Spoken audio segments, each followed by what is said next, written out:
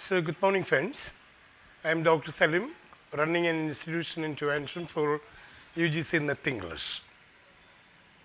In the last time, in July 2018, I sent 7 students from my institute for UGC Net English, and of them, 4 got qualified. And in that group, there is one girl who secured a JRF also. And her name is Reshma Das, and she is a person coming from Trivandrum, and my institution is also in Trivandrum. And there are the various ways of winning the UGC Net. So if we aim at JRF, we will be able to win Net. And in Net exam, especially English, there are 2 papers. One paper meant for general, and the next one paper based on literature, based on our subjects. And in the general paper, we come to find that there are 50 questions. And the only problem with the general paper is connected with the timing. Only 1 hour is allotted for the first paper. And there are 50 questions to be answered. And there may be questions from research methodology, teaching aptitudes, and communication. And at the same time, there will be questions connected with logical arithmetic. And if one spends too much time on arithmetic questions, he will lose the time to look for the general questions. And without answering the general questions, a person is not supposed to qualify in the paper. Minimum, we have to get 30 questions from the 50 group. And that alone will secure you a pass and some marks to be added for the next paper if the next paper comes to be difficult for you. Anyhow, the next paper, the second paper, is consisted of 100 questions, and they are purely literature questions, questions based on our subjects.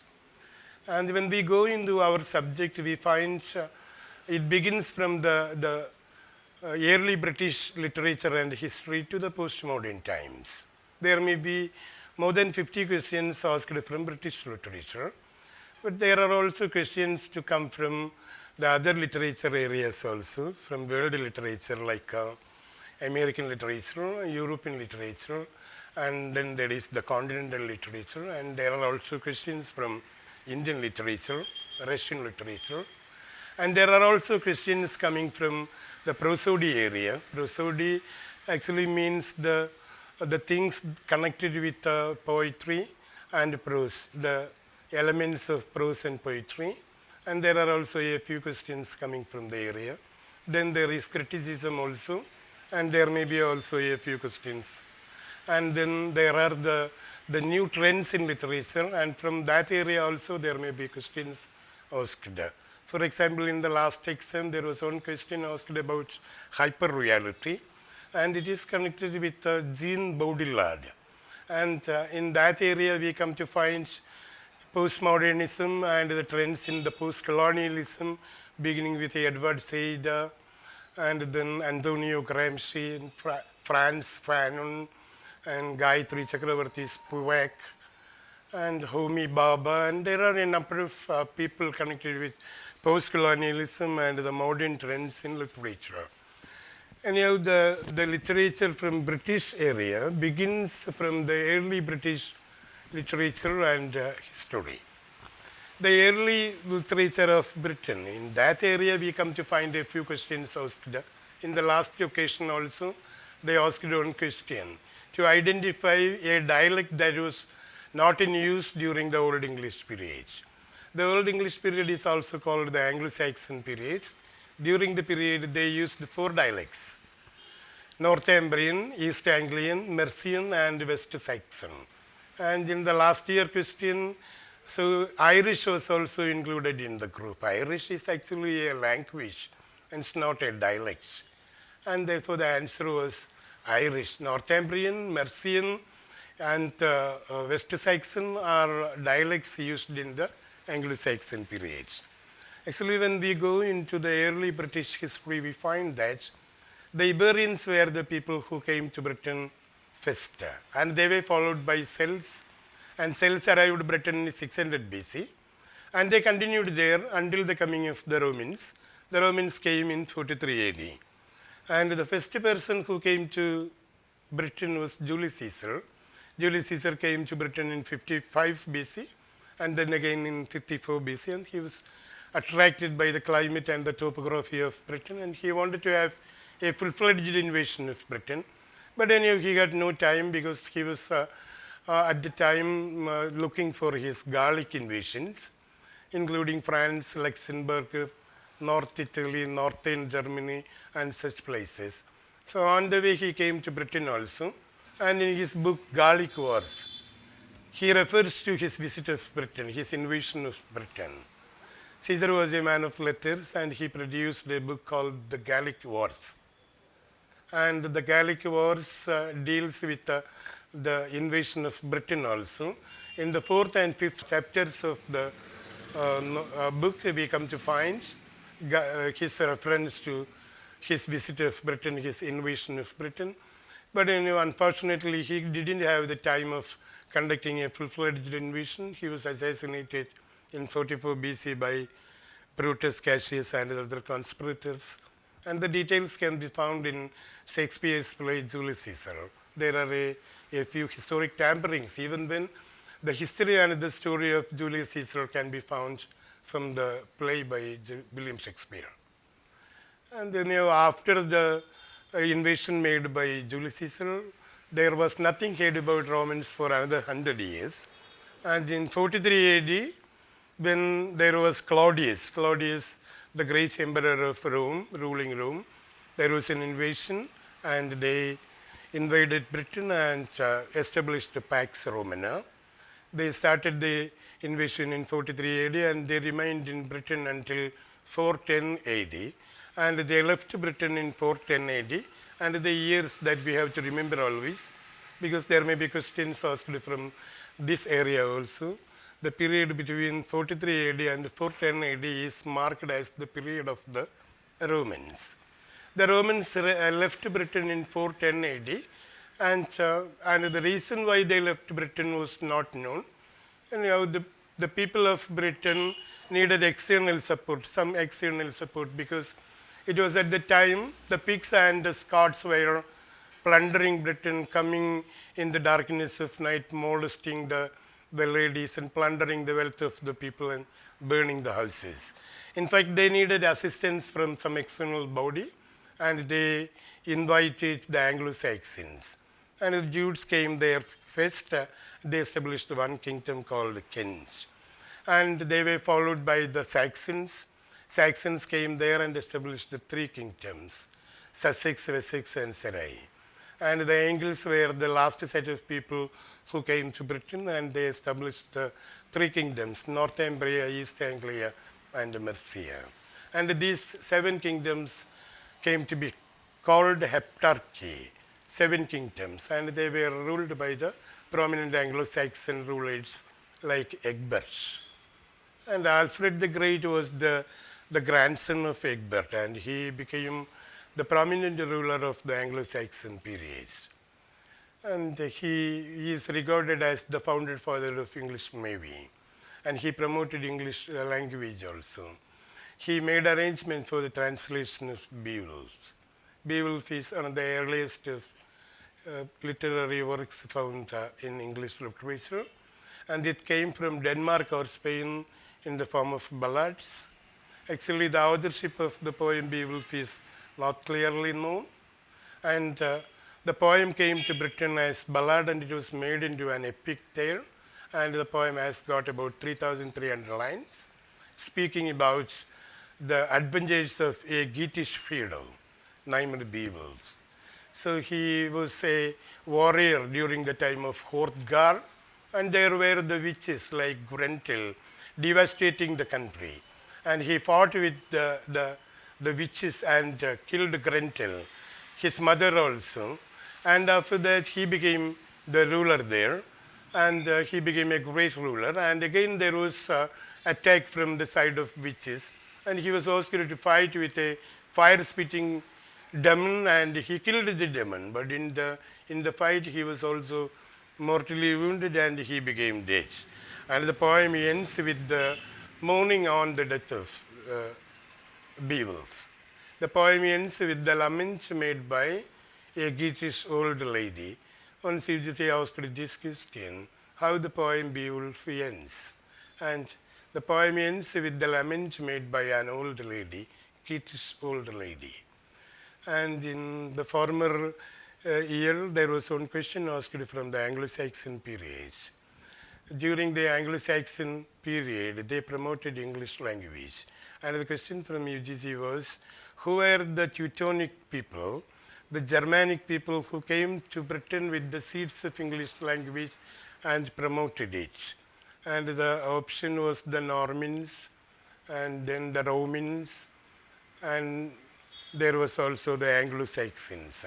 The right answer was the Anglo-Saxons. Anglo-Saxons were the West Germanic people who came to Britain with the seeds of English language and promoted it. And the major contributor in the Anglo-Saxon period is Alfred the Great, regarded as the founder father of English Navy, was a great lawgiver, and also he is regarded as the father of English prose. He started writing the Anglo-Saxon Chronicle. Beowulf was translated in West Saxon language, and it has been included in a manuscript called Cotton Vitilis or Novel Codex. So the Old English literature can be found from a few manuscripts here. And one among the famous manuscripts was Cotton Vitilis or Novel Codex, and Beowulf is included in this manuscript. And in the same manuscript, there is one more poem added, and it is Judith. It speaks about a bold lady who is mentioned in the Old Testament, named Judith. She was a very bold and beautiful lady, and it was at that time there was the womanizing, molesting tyrant, Holofernes, Assyrian tyrant, molesting the ladies and seducing them. He was a womanizer, and he also used to drink too much. And Judith went to Holofernes, submitted to his whim, and made him drink excess and killed him finally. And she came out with the cut head of Holofernes, and the soldiers of Holofernes ran away from the place. And she saved the place from the attack of Holofernes. And the story has been described in Judith. Judith is also included in the manuscript copy, Novel Codex or Cotton Vitilis. And during the period, there were the other writers like Caitman and Sinulf, and both wrote homilies, religious poems, and tried to make the Old Testament into a poem for people to read and understand. And they also produced the books to teach the commoners the Latin language, and both belonged to the monasteries of the period.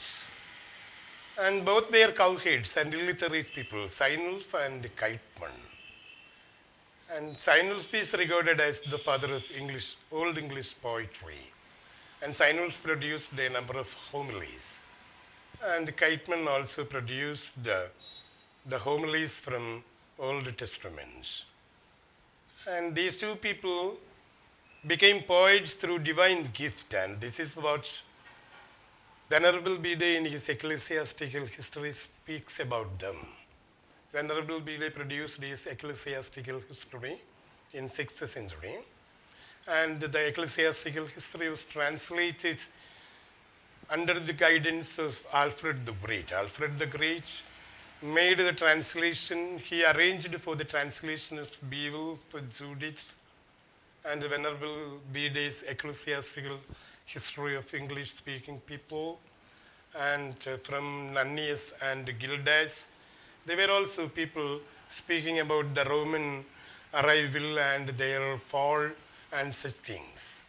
And these were all made into translation under the guidance of Alfred the Great, and he promoted English language. And he started writing the Anglo-Saxon Chronicle, and the Chronicle continued to be written until 12th century, and from there onwards started the writing of history, and the Anglo-Saxon Chronicle has been so left out. Anyhow, it is a source of earlier life and historic incidents. The Anglo-Saxon Chronicle, which was started by Alfred during his reign. And during the period, there were also the prose writers like Woolston and Aelfric. And Aelfric actually produced a homily on the story of Judith. And there were also the great elegies during the period, during the Anglo-Saxon period. And they are kept in a manuscript copy called Exeter book. And UGC is interested in asking such kind of questions. The old elegies can be found in the Exeter book. It's a popular manuscript during the period. And the popular elegies, the old elegies, were Seafarer, the Wanderer, the husband's message, and the wife's complaints, and the Wolf and Eadweiser, Deer, and they were also called wisdom poetry. The old elegies were not elegies on the death of someone. Normally, elegies refer to the mourning on the death of someone, and pastoral elegies mourn on the death of shepherds. Normally, in a pastoral elegy, we come to find a shepherd mourning on the death of another shepherd.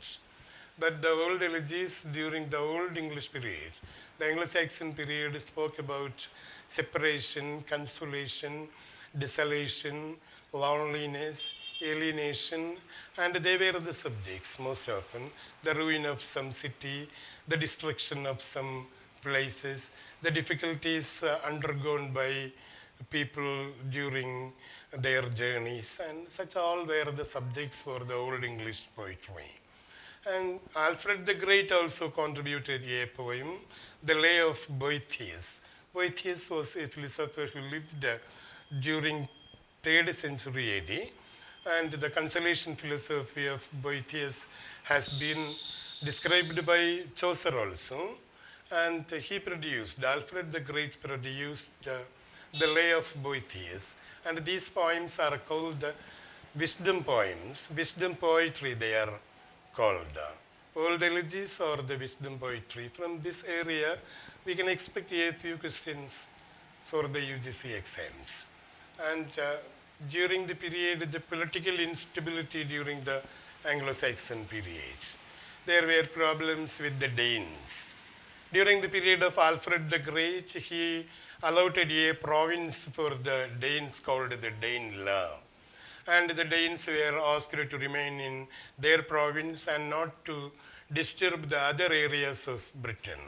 Alfred made a treaty with the Danes, and it was called the Treaty of Whitmore. And when his followers came, his successors like Ethelred the Unready, they found it difficult to permit the Danes to remain in the province in the same way. And Ethelred the Unready made a massacre in the darkness of the night, killing about 3,000 people, recorded in history as St. Brice's Day. And when it was known to Denmark, so Sweden from Denmark sent an invading army, invaded Britain, and Britain came under the Danish rule, and he made his son Canute to rule Britain, and Canute remained in Britain until 1035.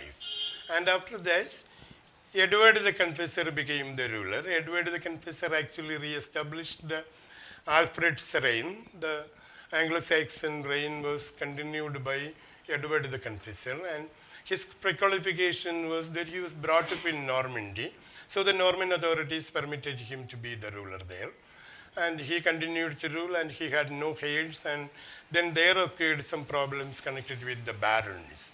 And the barons wanted to take up the rule of Britain, and a powerful invasion came from the Norman side, and the Normans invaded Britain in 1066 AD, the year of the Norman invasion. Normally, UGC is interested in asking questions like the year of invasion of the Normans. And the invasion was made by William the Conqueror. Conqueror came there and invaded Britain and brought Britain under his control, introduced the French ways, and introduced the Salisbury Oath and Doomsday Book. And he was followed by William Rufus, then Henry I, and Henry II came as the first Plantagenets. And he continued to rule Britain. and he was followed by King John and Edward First, Edward Second. Edward Second we are very familiar with from the play written by Christopher Marlowe, A Good for Nothing King was he. He was homosexual also. And during the reign, his wife Isabella and her lover Mortimer, they organized an invasion and defeated him, and he was killed in the Berkeley Castle. Ugc once asked the question, Edward II was killed in which place, in which prison? He was killed at Berkeley Castle. And he was followed by Edward III, and during the time of Edward III, the French-British war, 100 Years' War started. And Edward III is regarded as pseudo-Arthur. During the time, he established the Arthurian way of adventure, and he produced his 7 knights, a round table of the 7 knights, and even changed the names of his knights into Bedivere, Percival, and the way of Edward III promoted the Arthurian legends. Actually, Arthurian legends were first introduced by Geoffrey Monmouth, who was born in 1100 AD and continued up to 1155. Geoffrey of Monmouth can be called the grandfather of English literature. So basically, English literature has been divided into 3 divisions. The Old English period from 600 AD to 1100 AD. It was in 1100 AD, Geoffrey of Monmouth was born. Therefore, the year is earmarked as 1100 AD, and from there begins the Middle English period, and it goes up to 1500. And during the period, there occurred the great vowel shift. And from 1500 AD onwards, we come to find the modern English period, including Shakespeare and all the great people. And when we go into the questions of UGC, we come to find that there are a few questions asked from the Old English. Some 2 to 3 questions will be asked from Old English. And there may be a few questions asked from the Middle English, from Chaucer also. Chaucer has written 24 tales, Canterbury Tales they are called, and he has got his prologue also. And he has got his poems also, short poems, dream and debating poems like Duchess of Blancy and House of Fame and Parliament of Fowls, and such poems are also there. And he has produced the Troilus and Cressida. And along with Chaucer, we come to find Gower also, William Langland. And they were the poets during the Middle English time. And during the period, we also come to find a few poems anonymously being written like Owl and the Nightingale, and Pale poems also. And they are the Middle English poems, Pale poems. Sir Gawain and the Green Knight, and then there is a special Pale poem also. And we believe that these 2 poems were written by the Pale poets. And they were poems like Cursor Mundi and Ein Bite of Invite. Such poems were also there in the Middle English period. And along with Chaucer, we come to find a few other poems anonymously being written during the period, and there were questions asked from this area also. In the last 2 occasions, they asked one question from Owl and the Nightingale. In Owl and the Nightingale, we come to find the 2 birds engaged in a heated argument. Owl, we know, is a nocturnal bird, a bird that wakes up in the night and squeaks in the night. And as far as the nightingale is concerned, it's a bird so interested in singing all through the time. And there is an argument a heated argument between these 2 birds. And they decided to go to a judge, and the judge is named Nicholas of Guildford. And we believe that the poem was written by Nicholas of Guildford, and it is attributed to him. And UGC asked the question, in Owl and the Nightingale, they decided to go to a neutral judge, and the name of the neutral judge was Nicholas of Guildford. It was one question asked from the area. And also there may be questions asked from the area connected with chronology. So to give an Old English poem and then to give a poem from the Middle English. For example, to give the poem Beowulf and then to give the poem Cursor Mundi or Ein Beit of Invites or the Middle English poem like Gawain and the Green Knight or the Owl and the Nightingale. So we have to put the poems in the chronological order. The Old English poem is followed by the Middle English and is followed by the Modern English. Normally there will be 2 to 3 questions asked in the UGC for arranging the chronology of the literary works. From Old English, we come to find there are about 2 to 3 questions. From the Middle English, there may be about 5 questions. So there may be some 2 to 3 questions asked from Chaucer and a few questions to be asked from Gower and Langlands. And then there are the Chaucerians also, the imitators of Chaucer, the English imitators as well as the Scottish imitators. And then the period shifts to the Elizabethan. During the rule of Elizabeth, England became a nest of singing birds like Sidney, Spenser, Shakespeare, and the other contemporaries of Shakespeare like the University. All these people covered the Elizabethan period. And some of them extended to the Jacobean also. Elizabeth continued to rule Britain until 1603 and she became dead in the year. And she was followed by James. James came from Scotland. He was also a person belonging to the same dynasty and he established the Jacobean rule there. He arrived in 1603 and started the Jacobean rule. And the Elizabethan period extends to the Jacobean also. Shakespeare died in 1616 and he died in the Jacobean. And Shakespeare can be called both an Elizabethan as well as a Jacobean. And Ben Jonson also continued during the Jacobean period. He even continued in the Caroline also. He became dead only in the Caroline. So the literature of the Elizabethan and the Jacobean and the Caroline are interconnected. We come to find an extension of the Elizabethan to the Jacobean and the Caroline. In 1603, James came and started the Jacobean rule and he was followed by his son Charles I. And during the period of Charles I, there occurred the Bishops' War as well as the Civil War. Civil War started in 1942 between the Roundheads and the Parliamentarians, between the Royalists and the Republicans. And Oliver Cromwell was the leader.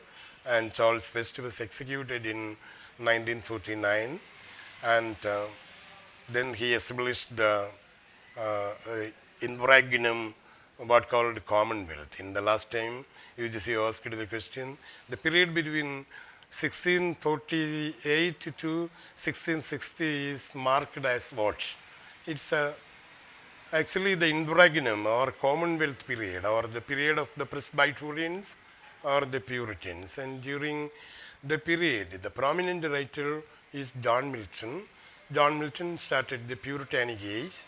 Elizabethan is followed by Puritanic period and Milton seems to be the prominent poet during the Puritanic period. And he was followed by the Restoration period, the Restoration writers like John Dryden.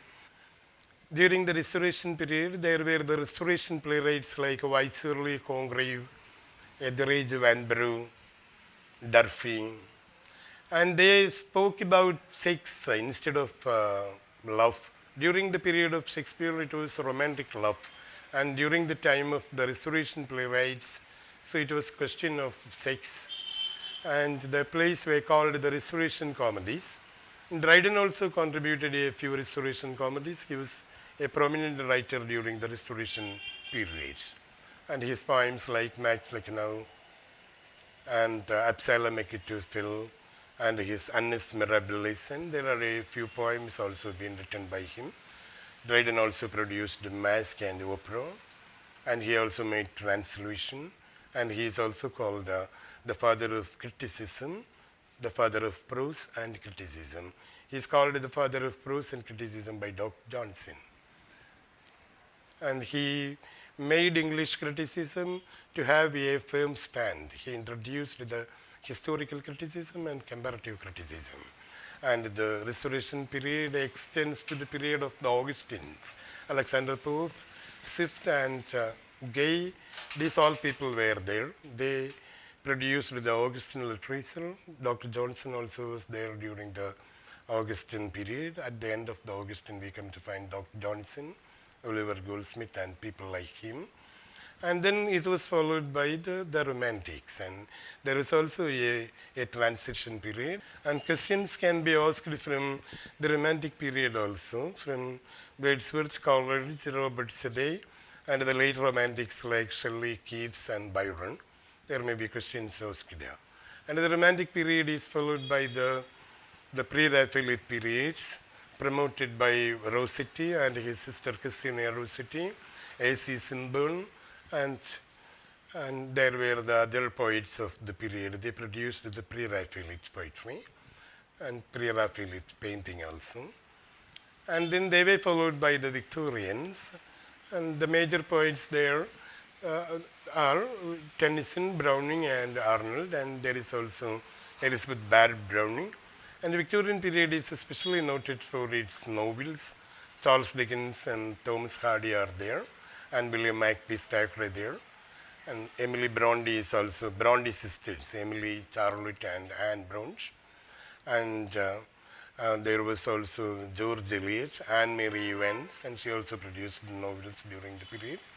And the Victorian is followed by the modern period, starting in 1922 with the introduction of Wasteland by T.S. Eliot. And there are the other writers like William Goulding, and the writers like D.S. Lawrence, E.M. Forster, Virginia Woolf, James Joyce, and all these people are there. And they produced the avant-garde movement in English. Avant-garde was a movement actually started in France, and it came to England also. And in England it was called the psychological novel or stream of consciousness novel. The prominent writers who handled the stream of consciousness novel were D.S. Lawrence, Virginia Woolf, E.M. Forster, and James Joyce. There were again a set of people. Then came the movement poets, and after that we come to find the modern writers like Doris Lessing, Muriel Spark, Anthony Burgess. To find the postmodern period or the surrealistic period also in English literature. Questions can be asked from those areas also, and we come to find the diaspora writers also, like V.S. Naipaul, Salman Rushdie, Timothy Moore, Sam Selvin, and Hamid Qureshi. There may be questions asked from the diaspora writers also. And the British literature actually begins from the earlier times and ends in the most modern, postmodern. So with the diaspora writers, the UGC syllabus covers all these areas. There may be about 70 questions asked from the British areas. And after the British areas, we come to find European literature also. European literature, including Indian literature in English. So it begins with American literature. Along with British literature, there is also literature from the various countries. World literature as a whole. Briefing of the world literature is also required. So in our institution, we have 4 typed books here, printed books. And the first book deals with the early British literature and history to the Elizabethan times.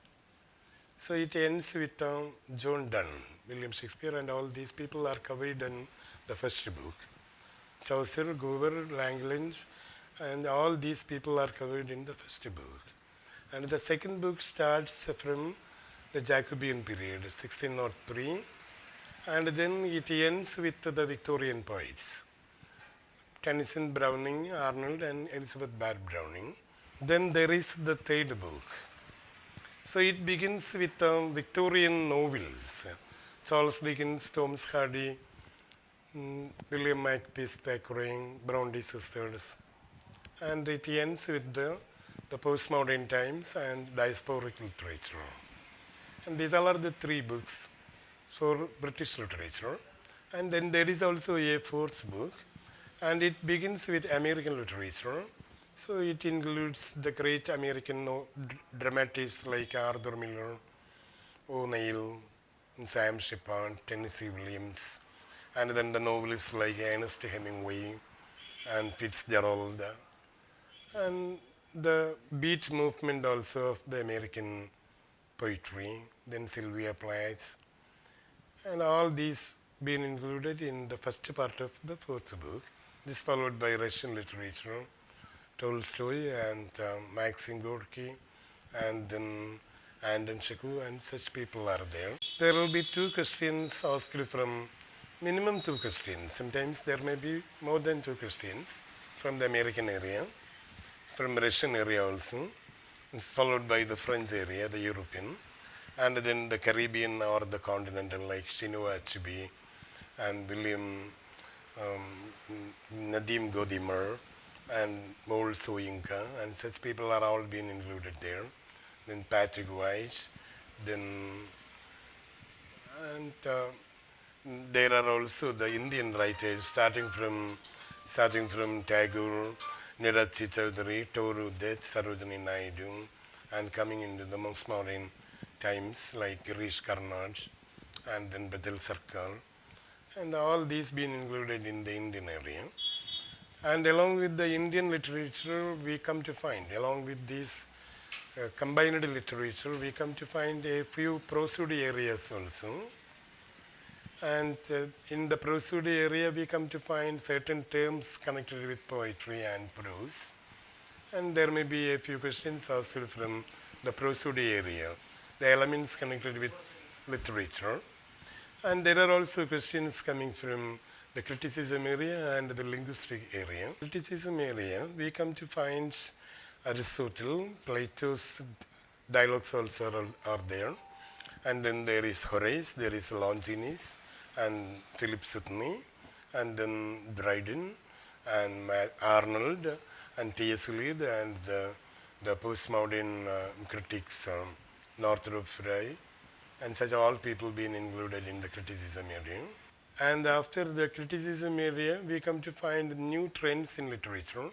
And there is hyperreality, simulacra, and there are also trauma theories and theories like new feminism, and all these things being dealt in the new trends in literature in that area.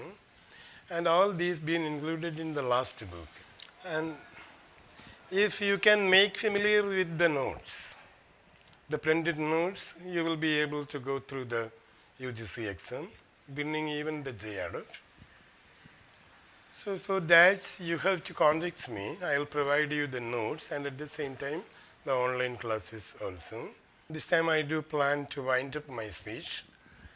And I told you already that I have got 4 books in my institution, and I will send the books to you if you require them, so that you can go through the notes. In the last time, 75 to 80 questions were asked from my notes. So the notes are very simple for you to read and understand. And at the same time, I will provide you online classes. And if you have any doubts, you can contact me and get the doubts cleared. And I wish you all best for the coming NET exam. That will happen in December. And this is what they say, that there will be one exam in December. And I wish you all best for the exam to come. Thank you.